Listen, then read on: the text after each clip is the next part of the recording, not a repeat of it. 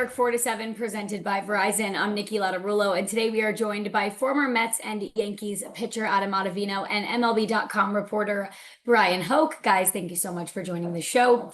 Let's see how many topics we will cover today. It's 5 topics for the 5 train. The first topic is Subway Series Round 2 recap. We know both teams desperately needed wins this series, but the Mets coming out on top, taking 2 of 3 from the Yankees. Adam, we'll start with you. What were your thoughts on the Mets and the energy they played with this weekend? Thought it was huge, getting those series winning those first 2. Obviously, they came up short yesterday. I thought the atmosphere at Citi Field looked electric. I thought they really played with a lot of energy. It was interesting because the Mets had to kind of piece together their pitching staff, but the fact that they were able to do that and still come out on top in this series speaks to really how nicely this team has bounced back from a tough stretch, and they need to kind of keep that momentum going as they go to Baltimore this week. I think with the way they performed with the pitching staff, kind of like you said, piecing things together gives Mets fans a lot of hope heading into the break that if they could do it with that pitching staff, they could do it when everyone is definitely healthy. Bryan, how'd you feel about the Yankees? Well, I'll tell you what, the vibes were poor in that clubhouse after the Saturday loss. That was probably their worst one of that 6-game slide they had. You know, most of the rest of the time, even that series in Toronto, the games were close. You felt like they could come back at any minute. That Saturday one, that was a blowout, but they really showed me some grit on Sunday. I mean, Cody Bellinger made what I think was the catch of the year so far for that team. And, maybe that gives them some momentum here as they go forward. If that was rock bottom and then you turn it around, maybe that's what they needed there. You get a gut punch with the Clark Schmidt news. That's tough to take. A lot of uncertainty about the rotation, the bullpen right now. But that Bellinger catch is the kind of thing you replay it and you say, all right, that was the low point. Now let's go forward. Looks like both teams just can't catch a break with the pitching rotation injuries. Both teams also had sloppy moments in this series. Adam, how important is it for them to just clean up those silly little mistakes in order for their team to have success in the second half of the season? Yeah, for me, these teams are both supremely talented on really both sides of the ball. I know right now they're both scuffling with pitcher situations, and they're going to add to their teams to get better, but they can't give extra outs to their opponents. Defense has been a calling card for the Mets last year, and this year it's a lot of the same characters, and the defense has been kind of on the other side of the ledger. I know David Stearns is somebody who's a big believer in clean play, and I think that will be a big focus in the second half. I think the Yankees are also in a similar boat. You know, Volpe kind of has taken a little bit of a step back at shortstop this year defensively.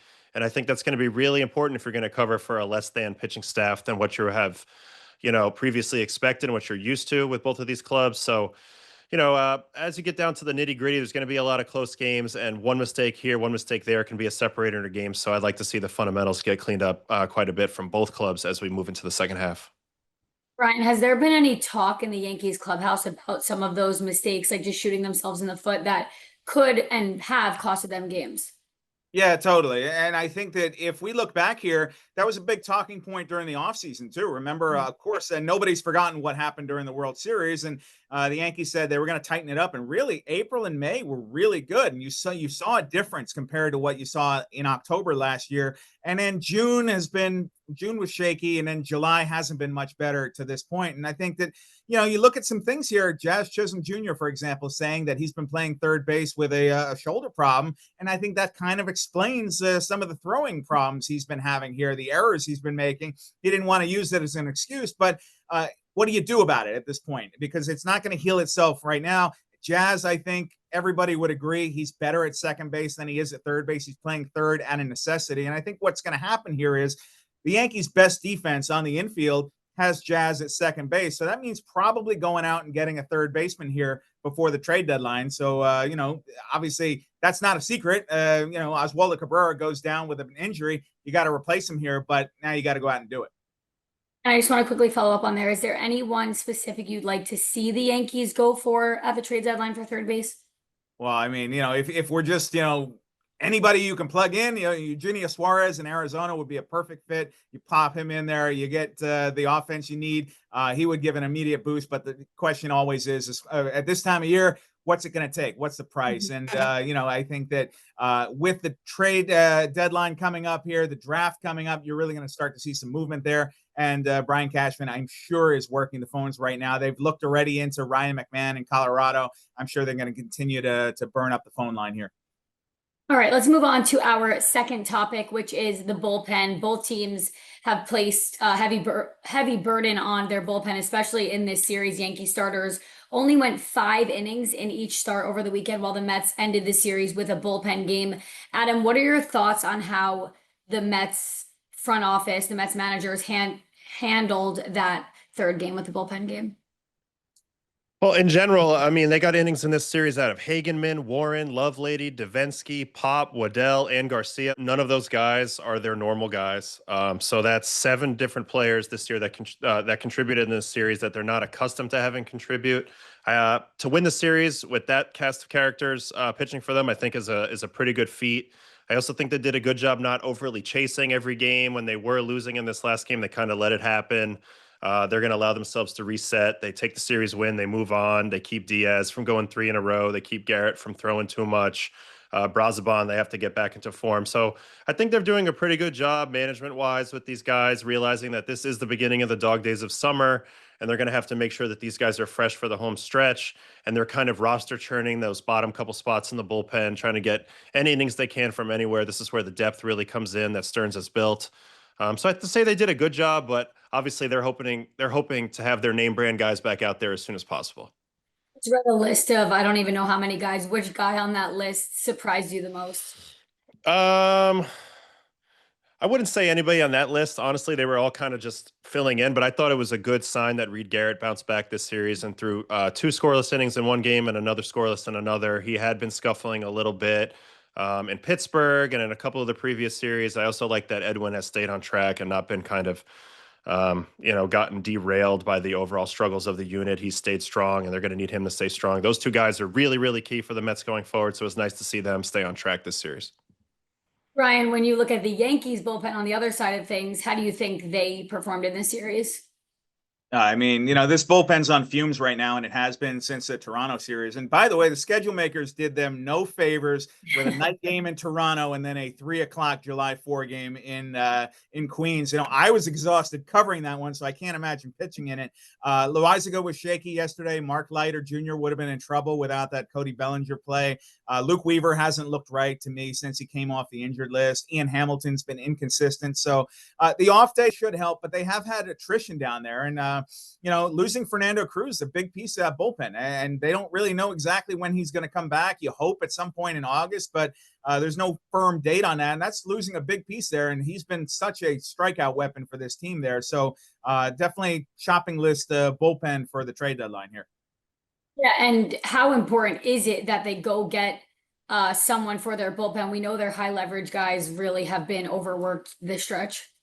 Yeah, and one good thing is that Devin Williams has come back to what we expected Devin Williams was going to be. But it's easier said than done to add. Every contender is probably looking for bullpen help right now. I think Adam's phone is probably ringing right now as we're speaking. Somebody's probably looking for help. So yeah, there's a few names out there I could throw at you. Chris Martin with Texas, David Bednar in Pittsburgh, Reed Detmers with the Angels. But I mean, these are maybe not the household names. Maybe that's not going to be back page of the post type names, but they're definitely arms that can help, and could be available here before July 31st.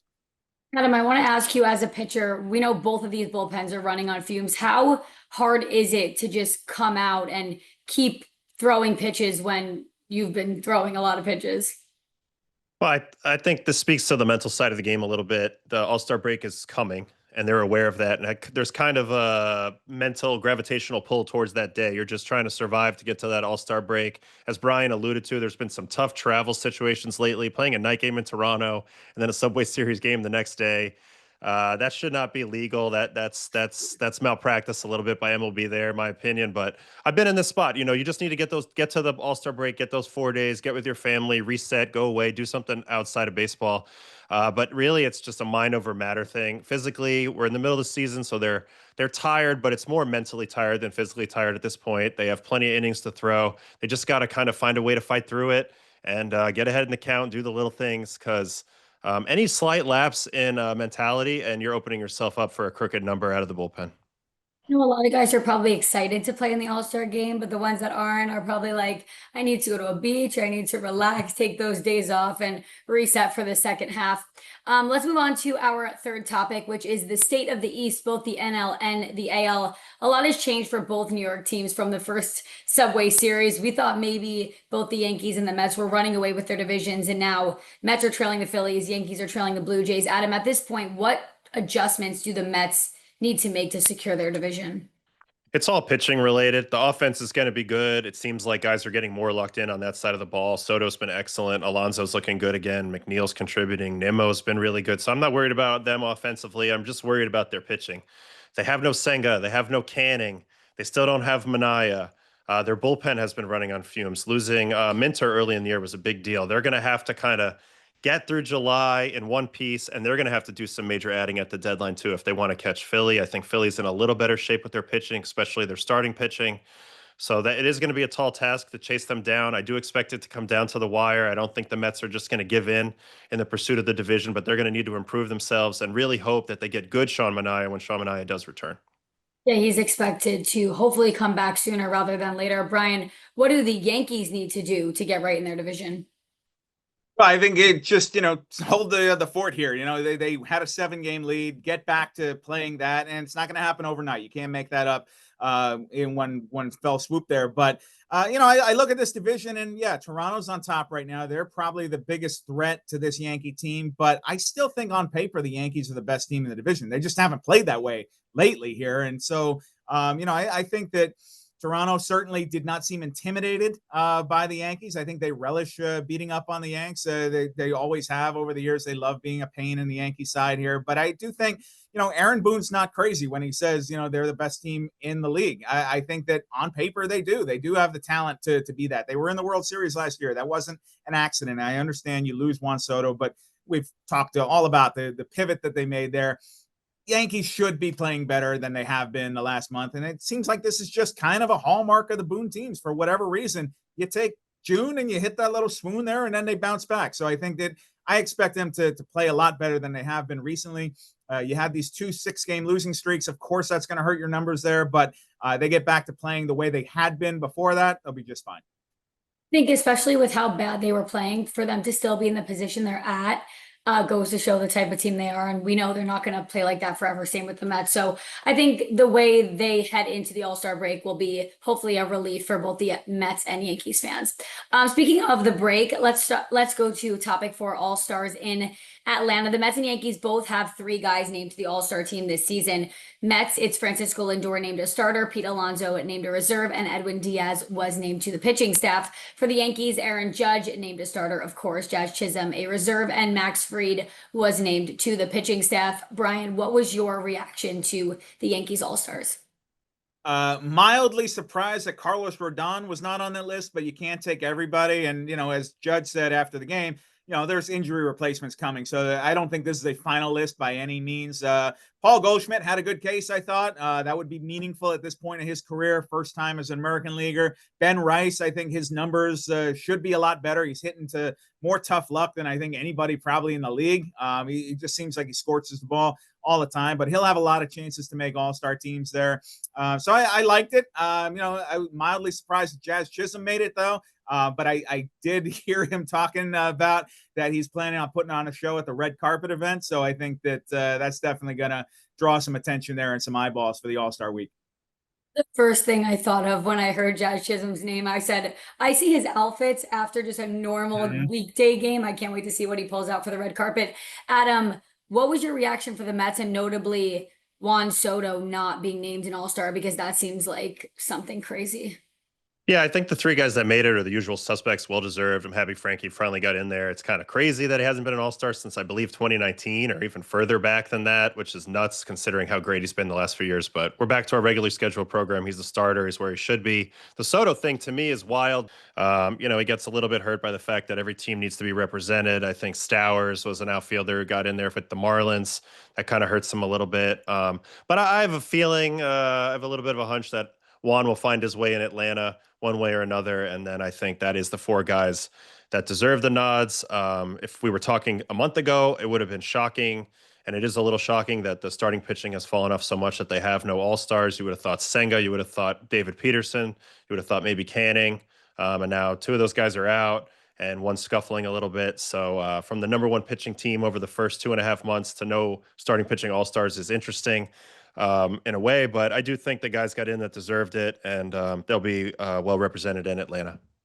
Mentioned the Juan Soto thing. Some stat that I saw was only 7 players in MLB history have recorded at least 20 home runs, 70 walks, 15 doubles, and 10 stolen bases prior to the All-Star break in a single season. Juan Soto would be the only one not to make the All-Star game. So those numbers are pretty crazy for him not to be on that team. Let's move on to our final topic, topic number 5, Subway Series hype. All 6 games of this year's Subway Series have been played, both teams winning 3-game apiece. So I guess that means we can ask, did it live up to the hype? Bryan, I'll go to you first. Yeah, it did to me. I mean, maybe it wasn't flashy all the time. Maybe we didn't get the fireworks we wanted, but it was gritty. These teams are evenly matched. You saw clutch plays. There was moments of chaos. I mean, I think both teams needed the energy of it. We saw Juan Soto get booed in the Bronx. We saw the Yankees get knocked around in Queens. We saw Aaron Judge hit a home run at Citi Fields. I think we got what we wanted, right? This is the 25-year anniversary of the Subway Series, the real Subway Series in 2000. And so if these teams meet up in October and kind of honor that anniversary, sign me up for it. I think that'd be great. Well, Adam, what about you? Yeah, I agree. I do think think it lived up to the hype quite a bit this time around. I think both teams are good. It's more exciting when both teams are good. Both fan bases were really charged up, especially in the Bronx when Soto came through. I thought that definitely added a little bit of juice to this matchup this year. That first time back in the stadium for Juan Soto after leaving. And also just the fact that both teams really needed these games, especially this last series. You could feel the tension, you could feel the pressure kind of on both sides, which is a little bit of a preview for playoff baseball. And that's what the fans like to see. They like to feel that angst, they like to feel that drama, and it certainly lived up to that billing this time around. I feel like the past few years, the Subway Series hasn't had the hype, and I think this was the first year I really saw it all over social media. Looked like both stadiums were packed. Well, that'll do it for our season finale of New York 4-7, presented by Verizon. Thank you so much for joining us during each of the Subway Series and every week in between for the Mets and Yankees. For Adam Ottavino and Bryan Hoch, I'm Niki Lattarulo. Enjoy the rest of the season.